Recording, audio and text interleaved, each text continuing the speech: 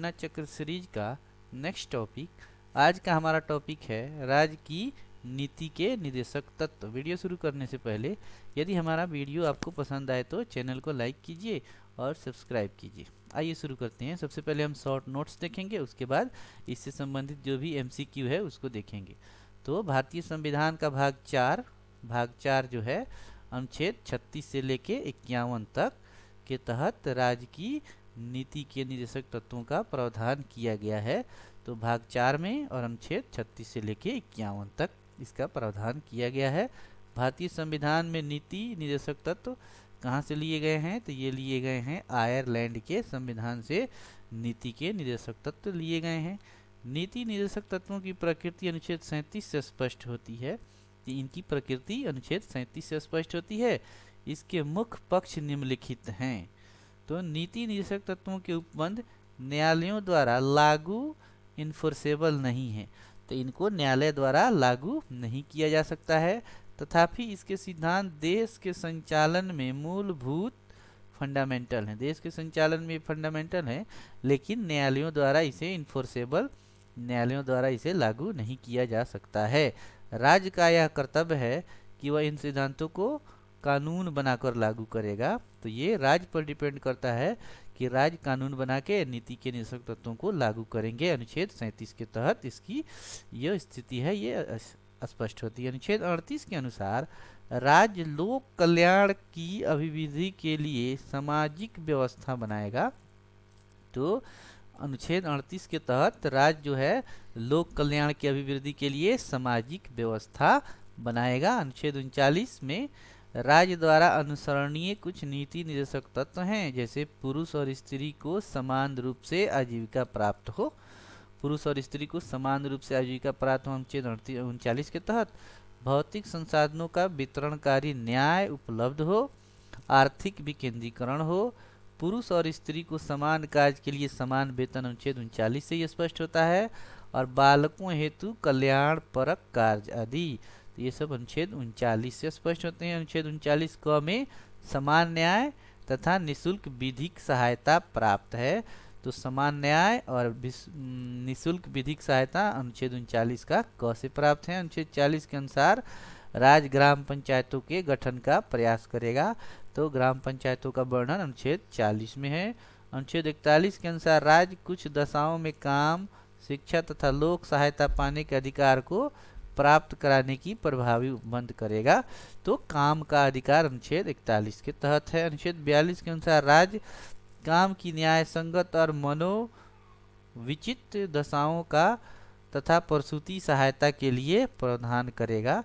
तो 42 के अंतर्गत है राज्य काम की न्याय संगत और मानवोचित दशाओं का तथा प्रसूति सहायता जो है स्त्रियों को अनुच्छेद 42 के तहत राज्य उपलब्ध कराएगा। अनुच्छेद 43 के अनुसार राज्य कर्मचारियों को उचित मजदूरी तथा कुटीर उद्योगों के संवर्धन के प्रयास करेगा। तो उचित मजदूरी और राज्य कर्मकारों को उचित मजदूरी तथा कुटीर उद्योगों के संवर्धन का प्रयास राज्य करेगा अनुच्छेद 43 के तहत।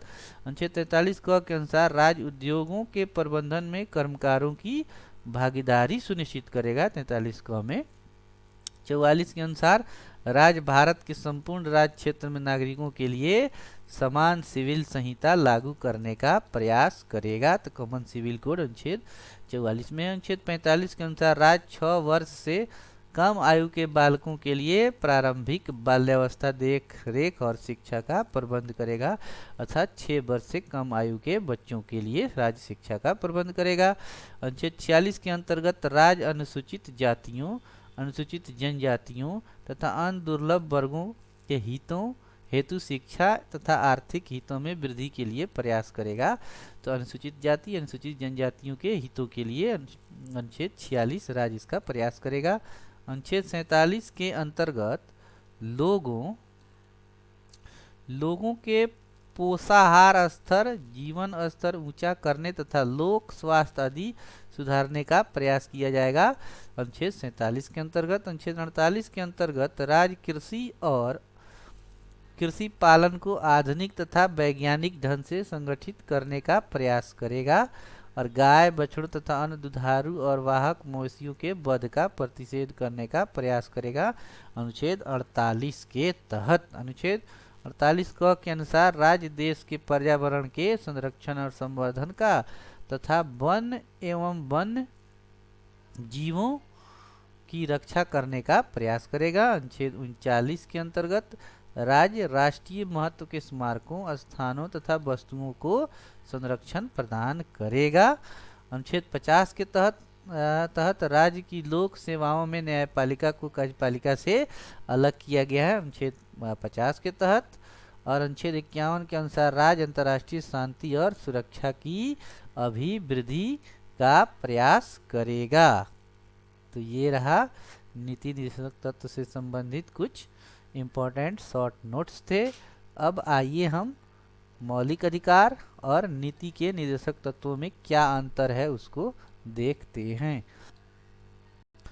तो मौलिक अधिकार एवं नीति निर्देशक तत्व में देखते हैं ये निम्नलिखित अंतर हैं। मौलिक अधिकार में देखते हैं कि भारतीय संविधान के भाग 3 में उल्लेखित है मौलिक अधिकार, जबकि भारतीय संविधान के भाग 4 में उल्लेखित है राज्य के नीति निर्देशक तत्व। ये अमेरिका के संविधान से प्रेरित है मौलिक अधिकार, जबकि जो नीति निर्देशक तत्व हैं ये आयरलैंड के संविधान से प्रेरित हैं। इनकी जो प्रवृत्ति है नकारात्मक है। मौलिक अधिकार की प्रवृत्ति क्या है? नकारात्मक है। और नीति निर्देशक जो तत्व हैं इनकी प्रवृत्ति सकारात्मक है।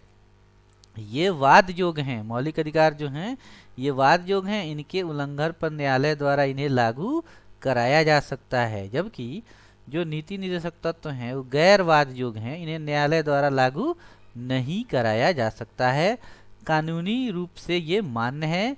ये नैतिक और राजनीतिक, इनकी मान्यता नैतिक और राजनीतिक है।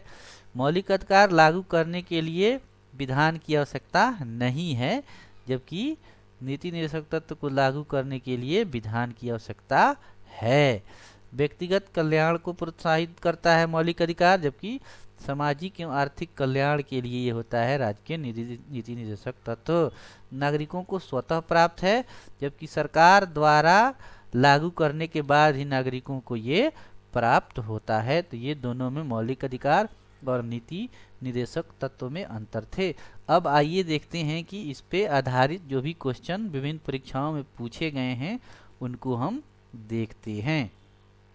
तो सबसे पहले हमारा पहला क्वेश्चन है कि राज्य के नीति निर्देशक तत्वों को भारतीय संविधान में शामिल किए जाने का उद्देश्य क्या है? तो इसका उद्देश्य है सामाजिक और आर्थिक प्रजातंत्र को स्थापित करने के लिए ये राज्य के नीति निर्देशक तत्व भारतीय संविधान में शामिल किए गए हैं। इनका उद्देश्य है सामाजिक और आर्थिक प्रजातंत्र को स्थापित करना। यह उद्देश्य एक कल्याणकारी राज्य की स्थापना में सहायक है। नेक्स्ट क्वेश्चन, निम्नलिखित में से कौन एक राज्य के नीति निर्देशक सिद्धांतों का उद्देश्य नहीं है? तो ये कल्याणकारी राज्य की स्थापना का उद्देश्य है सामाजिक और आर्थिक न्याय को सुनिश्चित करना है। एक धार्मिक राज्य की स्थापना, ये धार्मिक राज्य की स्थापना नहीं करना इसका उद्देश्य है। और एक धर्मनिरपेक्ष राज्य की स्थापना करना है। केवल इसमें धार्मिक राज्य की स्थापना करना उद्देश्य राज्य के नीति निर्देशक तत्व का उद्देश्य नहीं होता है। नेक्स्ट क्वेश्चन देख लेते हैं, इसका एक्सप्लेनेशन देखते हैं। भारतीय संविधान के भाग 4 में अनुच्छेद 36 से 51 तक में राज्य के नीति निर्देशक तत्वों का वर्णन किया गया है। भारत के संविधान निर्माताओं का लक्ष्य इस सिद्धांतों के माध्यम से आर्थिक और सामाजिक लोकतंत्र एवं कल्याणकारी राज्य की स्थापना करना है। नेक्स्ट क्वेश्चन, राज्य के नीति निर्देशक सिद्धांत किस प्रकार मौलिक अधिकारों से भिन्न हैं? तो पूर्वोक्त केंद्रीय सरकार के लिए है और उपरोक्त राज्यों के लिए है। ये बिल्कुल नहीं है। ये नीति निर्देशक सिद्धांत परिवर्तनीय नहीं है, ये न्यायालय द्वारा लागू नहीं किए जा सकते हैं, जबकि मौलिक अधिकार प्रवर्तनीय है। तो ये हमारा सी क्वेश्चन सही हो जाएगा।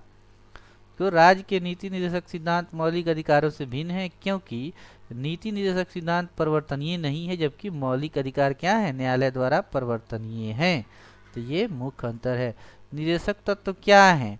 तो ये अवादयोग हैं, ये वादयोग नहीं होते हैं, न्यायालय द्वारा इन्हें लागू नहीं किया जा सकता है। जबकि जो मौलिक अधिकार हैं वो वाद योग्य हैं। नीति निदेशक तत्व क्या है? अवाद योग्य हैं।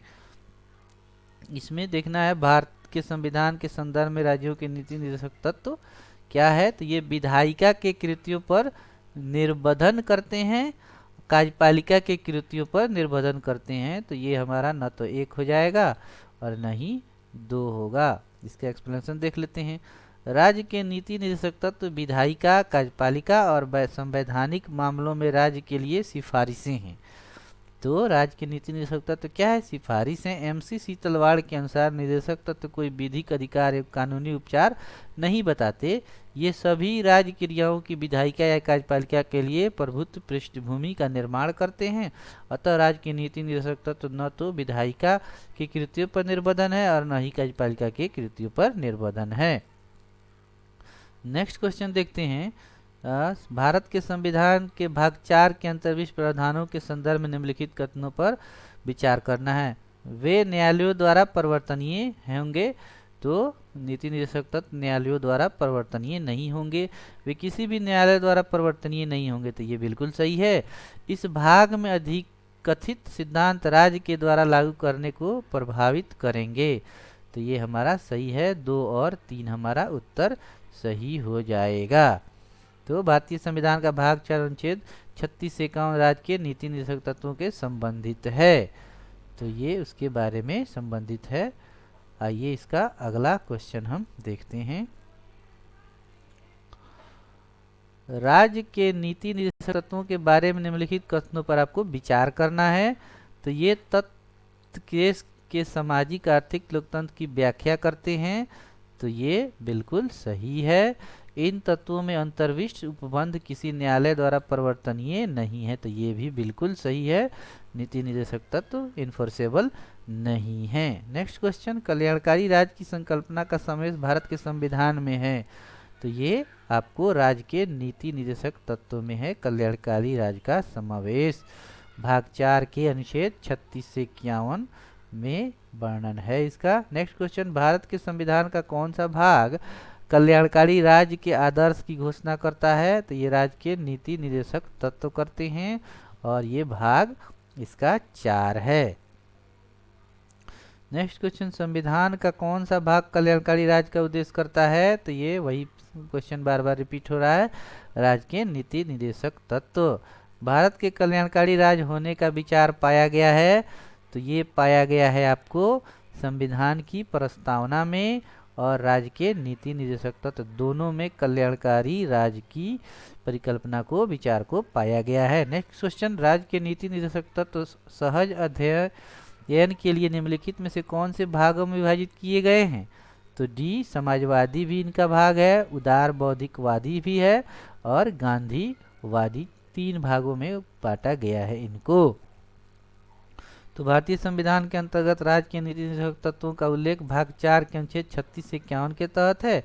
इसे आयरलैंड के संविधान से लिया गया है। राज्य के नीति निदेशक तत्वों को सहज अध्ययन के लिए समाजवादी, उदार बौद्धिकवादी और गांधीवादी मानवाधिकार, सामाजिक एवं आर्थिक कल्याण आदि भागों में विभाजित किया गया है। Next question. भारतीय संविधान में सम्मिलित नीति निदेशक तत्वों की प्रेरणा हमें किस संविधान से मिलती है?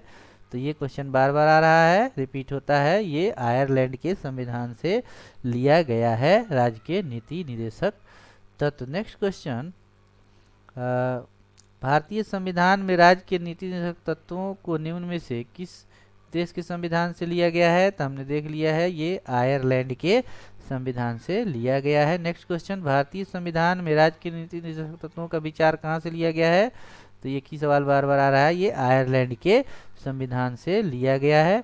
नीति निदेशक सिद्धांत क्या है? तो ये वाद योग्य नहीं है, न्यायालय द्वारा इन्फोर्सेबल नहीं है। ये संविधान के अनुच्छेद 37 के अनुसार इसे भाग 4 में अंतर्विष्ट उपबंध किसी न्यायालय द्वारा परिवर्तनीय नहीं होंगे। Next question. भारत के संविधान के अनुसार निम्नलिखित में कौन सा देश के शामिल के लिए आधारभूत है? तो ये राज्य के नीति निदेशक तत्व देश के शासन के लिए ये आधारभूत है। Next question. भारतीय संविधान के अंतर्गत धन का केंद्रीकरण किसका उल्लंघन करता है? तो ये राज्य के नीति निर्देशक तत्व का उल्लंघन करता है धन का केंद्रीकरण। तो ये अनुच्छेद 39 ख तथा आर्थिक व्यवस्था इस प्रकार चले कि धन और उत्पादन साधनों का सर्वधारण के लिए अहितकारी संकेंद्रण न हो। तो 39 का ख ये कहता है। 39 का ग इस प्रकार धन का केंद्रीकरण भारतीय संविधान के अंतर्गत राज्य के नीति निर्देशक तत्वों का उल्लंघन करता है। 39 का ख समान कार्य के लिए समान वेतन भारतीय संविधान में सुनिश्चित किया गया है। तो ये किया गया राज्य के नीति निर्देशक सिद्धांतों के अंग है। नेक्स्ट क्वेश्चन इसका एक्सप्लेनेशन देख लेते हैं। समान कार्य के लिए समान वेतन भारतीय संविधान में सुनिश्चित किया गया है, राज्य के नीति निर्देशक सिद्धांत का एक अंग है। अनुच्छेद 39 घ यह प्रावधान करता है कि पुरुष और स्त्री दोनों का समान कार्य के लिए समान वेतन होगा। तो 39 का घ कहता है। ज्ञातव्य है कि संविधान के अनुच्छेद 39 घ के अनुसार संसद ने वर्ष 1976 में समान पारिश्रमिक अधिनियम पारित किया था। उल्लेखनीय है कि रणधीर सिंह बनाम भारत संघवाद 1982 में सर्वोच्च न्यायालय ने अभिनिर्धारित किया कि संविधान की प्रस्तावना और अनुच्छेद 39 घ के आलोक में 14 एवं 16 को पढ़ने से समान कार्य के लिए समान वेतन का सिद्धांत प्राप्त होता है। तो किसको किसको साथ में पढ़ने से? ये पढ़ने से रणधीर सिंह बनाम भारत संघवाद में 1982 में, किसमें? रणधीर सिंह बनाम भारत संघवाद में सर्वोच्च न्यायालय ने ये निर्धारित किया कि संविधान की प्रस्तावना जो प्रियम्बल है उसको, प्रस्तावना को और अनुच्छेद 39 के घ को, 39 के घ को और उसके साथ 14 अनुच्छेद 14 और 16 को एक साथ पढ़ने से, अर्थात प्रस्तावना 39 के घ और 14 और 16 को पढ़ने से समान कार्य के लिए समान वेतन का सिद्धांत प्राप्त होता है। नेक्स्ट क्वेश्चन, निम्नलिखित में कौन सा राज्य के नीति निर्देशक तत्वों में निहित है? अपराधों के लिए दोष सिद्धि के संबंध में संरक्षण, प्राण और दैविक स्वतंत्रता का संरक्षण। तो ये तो मौलिक अधिकार है दोनों। अल्पसंख्यक वर्गों के हितों के लिए यह भी मौलिक अधिकार है, जबकि पुरुषों और स्त्रियों दोनों का समान कार्य के लिए समान वेतन, ये 39 का घ कहता है राज्य के नीति निर्देशक तत्व। निम्नलिखित में कौन एक मौलिक अधिकार नहीं है? तो ये उत्पीड़न के खिलाफ अधिकार है। समान कार्य के लिए समान वेतन ये राज्य के नीति निर्देशक तत्व है, जबकि कानून के समक्ष बराबरी और धर्मापालन की स्वतंत्रता ये मौलिक अधिकार है। जबकि समान काम के लिए समान वेतन 39 का जो घ है ये आपको राज्य के नीति निर्देशक तत्व के अंतर्गत आता है। तो 39 के घ में किया गया है, जबकि प्रश्न के शेष विकल्पों में संविधान के मौलिक अधिकार हैं। भारत में निम्नलिखित में किसके अंतर्गत पंचायती राज प्रणाली की व्यवस्था की गई है? तो ये वही की गई है राज्य के नीति निर्देशक तत्व के अंतर्गत अनुच्छेद 40 के अंतर्गत किया गया है। भारतीय संविधान के भाग 4 जो है अनुच्छेद 40 में ग्राम पंचायतों के गठन का प्रावधान है। निम्नलिखित में कौन सा अनुच्छेद पंचायत के गठन के लिए सरकारों को निर्देश देता है? तो ये अनुच्छेद 40 जो होता है ये आपको ग्राम पंचायतों के गठन के लिए निर्देश देता है राज्य सरकारों को। नेक्स्ट क्वेश्चन, निम्नलिखित अनुच्छेदों में से कौन एक राज्य सरकार को ग्राम पंचायतों को संगठित करने का निर्देश देता है? तभी देखा था अनुच्छेद 40 ग्राम पंचायत से संबंधित है। भारत के संविधान के अंतर्गत ग्राम पंचायतों का गठन क्या है? यह एक नीति निर्देशक सिद्धांत है। सूची 1 को सूची 2 से आपको मिलान करना है। तो ग्राम पंचायत का गठन अनुच्छेद 40 से संबंध है। समान आचार संहिता कॉमन सिविल कोड जो है अनुच्छेद 44 से संबंधित है। कृषि एवं पशुपालन जो अनुच्छेद 48 से संबंध है। न्यायपालिका एवं कार्यपालिका का पृथक्करण किया गया अनुच्छेद 50 के अंतर्गत। और अंतर्राष्ट्रीय शांति विकास किया गया है अनुच्छेद 51 के तहत। तो इस प्रकार ये हमारा मिलान होगा। आइए इसका मिलान देख लेते हैं। ग्राम पंचायतों का गठन अनुच्छेद 40, समान आचार संहिता अनुच्छेद 44, कृषि एवं पशुपालन अनुच्छेद 48, न्यायपालिका को कार्यपालिका से पृथक किया गया है अनुच्छेद 50 से। अंतर्राष्ट्रीय शांति विकास ये आपको अनुच्छेद 51 में वर्णित है। नेक्स्ट क्वेश्चन, मिलान करना है सूची 1 को सूची 2 से। अनुच्छेद जो 40 है वो ग्राम पंचायतों का गठन है। अनुच्छेद 41 है काम करने का अधिकार है, मिलान है ये। अनुच्छेद 44 है समान नागरिक संहिता है। अनुच्छेद 48 जो है कृषि एवं पशुपालन है। तो अनुच्छेद जो 40 है ग्राम पंचायतों का गठन है। अनुच्छेद 41 कुछ दशाओं में काम, शिक्षा और लोक स्वास्थ्य पाने का अधिकार है। अनुच्छेद 44 नागरिकों के लिए समान नागरिक संहिता है। अनुच्छेद 48 है एवं पशुपालन। निम्नलिखित में कौन से सही सुमेलित नहीं है उसको देखना है। समान न्याय एवं निःशुल्क विधिक सहायता ये अनुच्छेद 39 से मिलान है। ग्राम पंचायतों का गठन 40 मिलान है। 44 समान नागरिक संहिता मिलान है। न्यायपालिका और कार्यपालिका से पृथककरण ये मिलान नहीं है, ये अनुच्छेद 50 के अंतर्गत आता है। तो ग्राम 39 ए है समान न्याय एवं विधिक सहायता, 40 ग्राम पंचायत, 44 समान नागरिक संहिता, अनुच्छेद 48 है कृषि और पशुपालन का संगठन, न्यायापालिका का कार्यपालिका से पृथककरण अनुच्छेद 50 है। भारत के संविधान में वर्णित नीति निर्देशक तत्वों का सुमेलित युग्म पहचानिए। समान न्याय और निःशुल्क विधिक, तो ये मिलान नहीं है। कृषि और पशुपालन का संगठन अनुच्छेद 48 से संबंध है, तो ये भी मिलान नहीं है।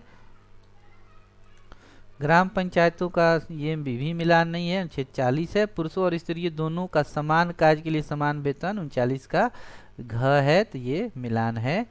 39 समान न्याय एवं निःशुल्क विधिक सहायता 39 ए है। कृषि और पशुपालन 48 है। ग्राम पंचायतों का गठन 40 है और दोनों के लिए समान कार्य के लिए समान वेतन है आपको 39 का घ। इसमें देखना है सुमेलित कौन। न्यायपालिका और कार्यपालिका का पृथककरण 50, ये बिल्कुल सही है। अनुसूचित जातियों तथा अनुसूचित जनजातियों के शैक्षणिक तथा आर्थिक हितों की अभिवृद्धि अनुच्छेद 46 मिलान है। सहकारी सोसाइटी का संवर्धन ये आपको मिलान नहीं है, जबकि ग्राम पंचायतों का गठन 40 से मिलान है। तो अनुच्छेद 43 ए में उद्योगों के प्रबंधन कर्मकारों का भाग लेना सुनिश्चित करने के लिए राय द्वारा कदम उठाने उपबंध है। सहकारी समितियों का संवर्धन की चर्चा अनुच्छेद 43 बी में है, न कि 43 ए में है। यहाँ पे 43 बी में सहकारी समितियों की चर्चा है। नीचे दिए गए कथन ए और कारण देखना है और आपको बताना है कि कौन इसमें सही है। तो मनरेगा हर परिवार के कम से कम एक सदस्य को 100 दिनों का रोजगार गारंटी दिलाने का प्रावधान करता है। दूसरा, रोजगार का अधिकार संविधान के भाग 3 में प्रावधानित है, तो ये गलत है। संविधान के भाग 4 में है काम पाने का अधिकार, तो ए हमारा सही है और आर हमारा क्या हो जाएगा, गलत हो जाएगा। तो ये हमारा सही है किंतु आर क्या है, गलत है। तो यह योजना प्रत्येक वित्तीय वर्ष में किसी भी ग्रामीण परिवार के उन वयस्कों को 100 दिनों का रोजगार उपलब्ध कराती है जो संविधिक न्यूनतम मजदूरी सार्वजनिक कार्य संबंधित अकुशल मजदूरी करने के तैयार है। यह संविधान के भाग 4 में 41 अनुच्छेद 41 के प्रावधान कुछ दशाओं में काम, शिक्षा और लोक स्वास्थ्य पाने का अधिकार का अनुसरण में लाया गया है। तो मनरेगा कार्यक्रम निम्नलिखित में से भारतीय संविधान के किस अनुच्छेद के अंतर्गत लाया गया है, तो अभी हमने देखा अनुच्छेद 43 के अंतर्गत लाया गया है। तो भारतीय संविधान के भाग 4 में राज्य के नीति निर्देशक तत्वों के अनुच्छेद 41 के तहत उपबंधित है कि राज्य अपनी आर्थिक समर्थ और विकास की सीमाओं के भीतर काम पाने के अधिकार को प्राप्त कराने का प्रभावी उपयोग करेगा। साथ ही इसी भाग के अनुच्छेद 43 में कहा गया कि राज्य उपयुक्त विधान या आर्थिक संगठन द्वारा या किसी अन्य रीति से कृषि के उद्योग या अन्य प्रकार के सभी कर्मकारों को काम, निर्वाह, मजदूरी, शिक्षा, जीवन स्तर, अवकाश, संपूर्ण उपभोग सुनिश्चित करने के लिए काम की दशाओं प्रदान करने का प्रयास करेगा। तो अनुच्छेद 43 के तहत मनरेगा है। नेक्स्ट क्वेश्चन 42वें संविधान संशोधन द्वारा किस अनुच्छेद के माध्यम से श्रमिकों को प्रबंधन में भागीदारी सुनिश्चित की गई, तो अनुच्छेद 43 ए के तहत जो श्रमिकों को प्रबंधन में भागीदारी सुनिश्चित की गई। 42वें संविधान संशोधन अधिनियम 1976 द्वारा राज्य के नीति निर्देशक तत्वों के अनुच्छेद 43 ए क के अंतर स्थापित करके यह प्रावधानित किया गया कि राज्य किसी उद्योग में लगे हुए उपक्रमों, स्थापनों या अन्य संगठनों के प्रबंधन में कर्मकारों का भाग लेना सुनिश्चित करेगी। नेक्स्ट क्वेश्चन, संविधान के किस अनुच्छेद के उद्योगों के प्रबंधन में कर्मकारों की भागीदारी का प्रावधान किया गया, तभी हमने देखा था 43 के ए में। भारत में न्यायपालिका का कार्यपालिका पृथक्करण किससे व्यादेशित है, तो ये राज्य के नीति निर्देशक तत्वों द्वारा है। कार्यपालिका का न्यायपालिका से विच्छेदन, ये जो है अनुच्छेद 50 के अंतर्गत आता है। राज्य के नीति निर्देशक तत्वों सिद्धांतों के निम्नलिखित अनुच्छेदों में से कौन सा अंतर्राष्ट्रीय शांति और सुरक्षा के संवर्धन के लिए जरूरी है? तो अंतर्राष्ट्रीय शांति के लिए आपको अनुच्छेद 51 है।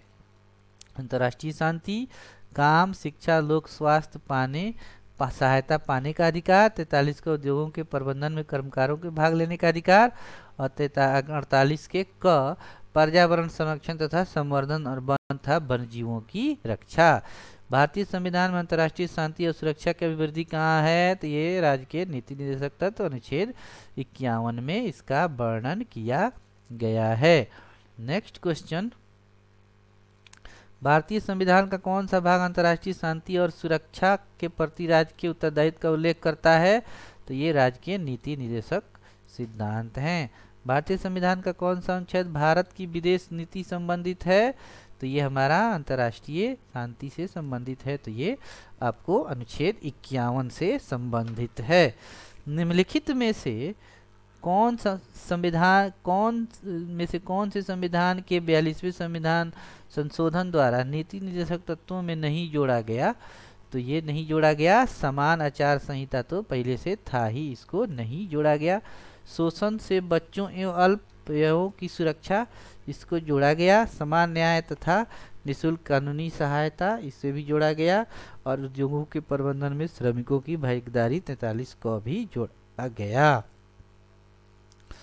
तो ये जोड़ा गया। नेक्स्ट देखते हैं, 42वें संविधान संशोधन द्वारा निम्नलिखित में से कौन सा सिद्धांत राज्य की नीति निर्देशक तत्वों में जोड़ा गया था? तो ये पुरुष और स्त्री दोनों के लिए समान कार्य का समान वेतन, उद्योगों के प्रबंधन में कामगारों की सहभागिता, इसको जोड़ा गया था 43 क में। निम्नलिखित में से किसके शोषण के विरुद्ध अधिकार स्वीकृत करता है? तो ये करता है एक, बच्चों के शोषण के, स्त्रियों के तथा जनजातियों के, दलितों के नहीं करता है। तो हमारा हो जाएगा केवल 1, 2 और 3, बच्चों, स्त्रियों और जनजातियों के। नेक्स्ट क्वेश्चन, जबकि दलित शब्द का संविधान में उल्लेख नहीं है, निम्नलिखित में से कौन एक राज्य की नीति निर्देशक तत्व नहीं है?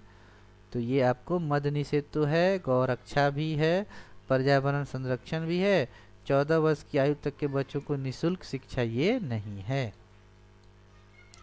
ये आपको मौलिक अधिकार है, 14 वर्ष से कम आयु के बच्चों को शिक्षा देना। 14 वर्ष की आयु के बच्चों के निःशुल्क एवं अनिवार्य शिक्षा का उपबंध अनुच्छेद 45 के तहत नीति निर्देशक तत्व था, परंतु 86वें संविधान संशोधन 2002 के बाद अनुच्छेद 21 के तहत अब यह मूल अधिकार बन गया है।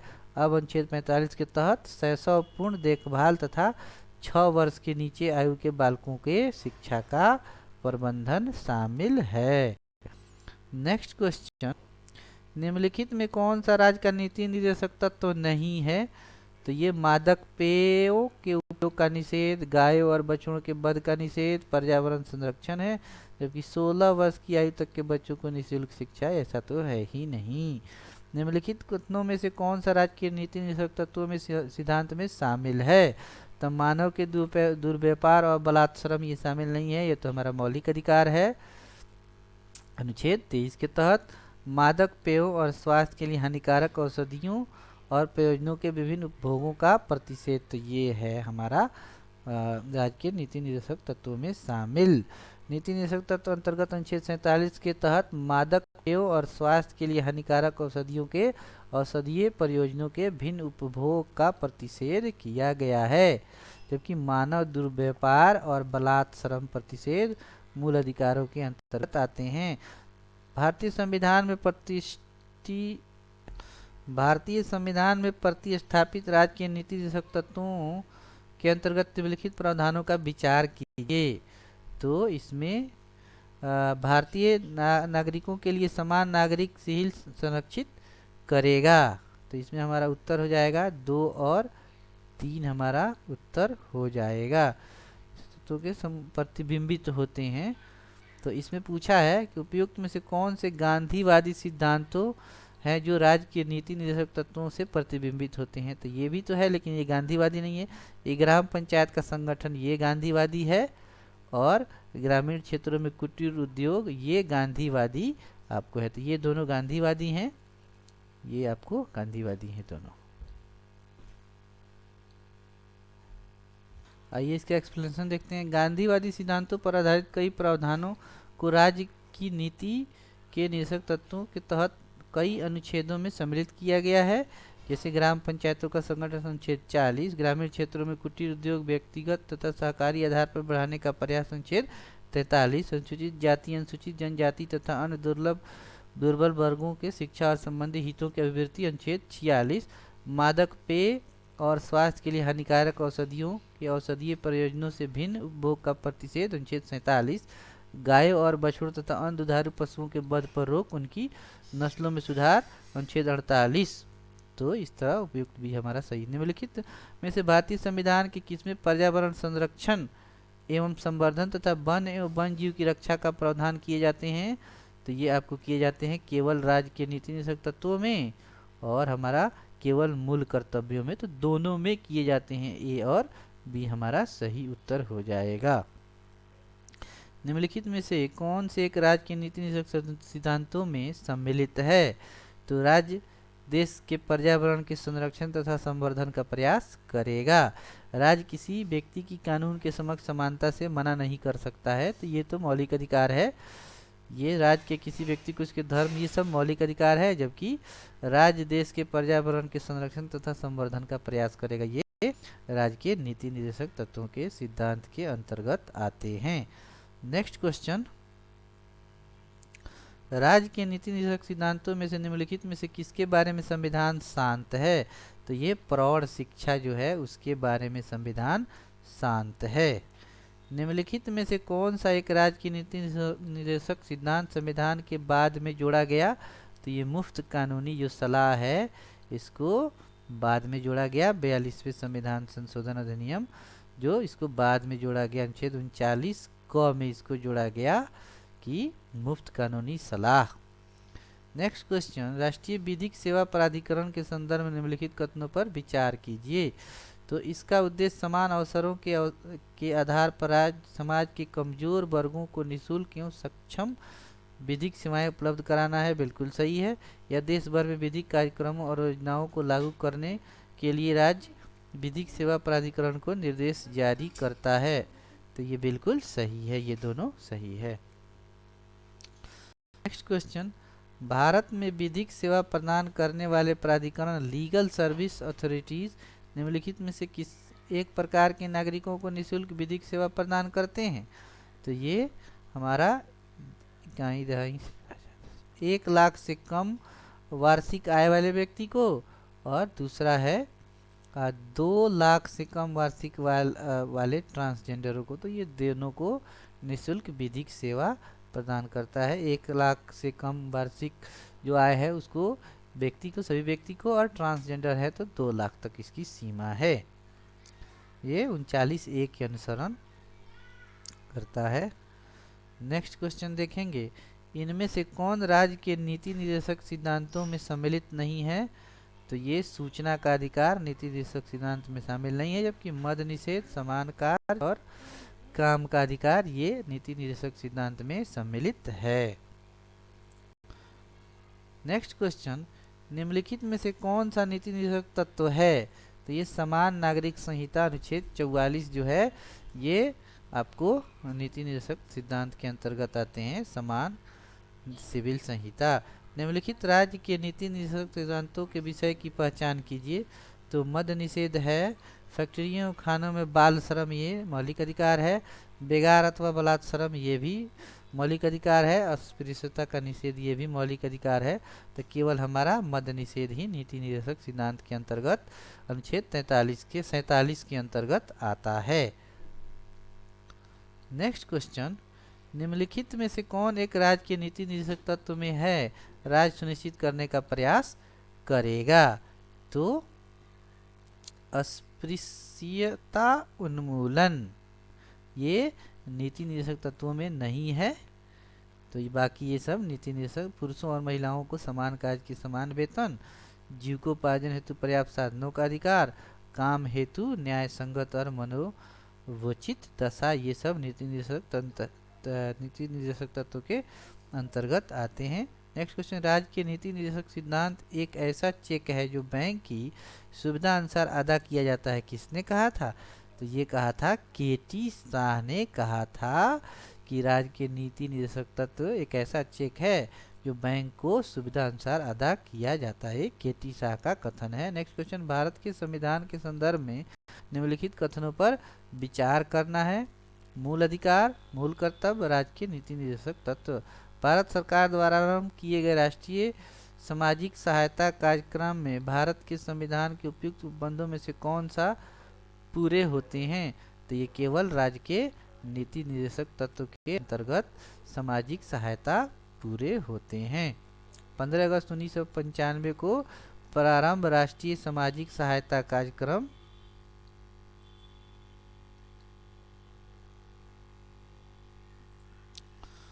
तो 15 अगस्त 1995 को राष्ट्रीय सामाजिक सहायता कार्यक्रम प्रदत्त राज्य के नीति निर्देशक तत्वों अर्थात राज्य के संवैधानिक लक्ष्यों विशेषकर अनुच्छेद 41 के तहत बेरोजगारी, वृद्धावस्था आदि की स्थिति में लोक सहायता संबंधी निर्देश की प्राप्ति की दिशा में एक महत्वपूर्ण कदम है। नेक्स्ट क्वेश्चन, तो नेक्स्ट क्वेश्चन देखते हैं। भारतीय संविधान के भाग 4 में दिए गए निर्देशक सिद्धांतों में निम्नलिखित में से कौन से सूचीबद्ध हैं? समान कार्य के लिए समान वेतन, ये है। समान नागरिक संहिता भी है। छोटे परिवारों का मानदंड, ये आपको नहीं है। और प्राथमिक स्तर पर मातृभाषा में शिक्षा, ये भी नहीं है। इसका एक्सप्लेनेशन देख लेते हैं। भारतीय संविधान के भाग 4 में दिए गए निर्देशित सिद्धांतों में अनुच्छेद 39 घ में समान कार्य के लिए समान वेतन, अनुच्छेद 44 में नागरिकों के लिए समान नागरिक संहिता सूचीबद्ध है, जबकि अनुच्छेद 350 क प्राथमिक स्तर पर मातृभाषा में शिक्षा देने का विशेष निर्देश देता है। तो ये आपका इसका एक्सप्लेनेशन था। ये थे कुछ इम्पोर्टेंट क्वेश्चन नीति निर्देशक तत्वों के संबंधित। तो हमारा वीडियो अगर पसंद आए तो वीडियो को लाइक कीजिए और चैनल को सब्सक्राइब कीजिए। थैंक यू, धन्यवाद।